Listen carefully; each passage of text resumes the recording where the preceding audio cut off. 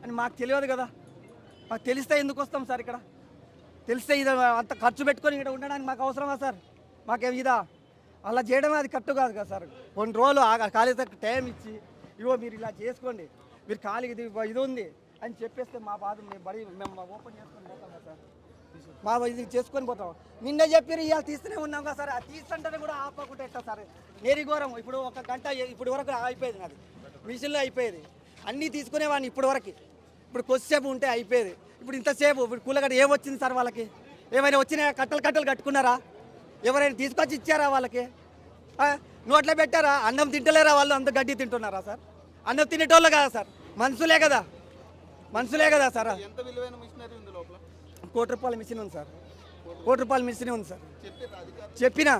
చెప్పిన మిషన్ తీస్తారు. ఇగో లోపల కూడా గేట్ కాడ దగ్గర కూడా పోనిస్తలేదు, గేట్ కూడా దగ్గర కూడా రాణిస్తలేరు.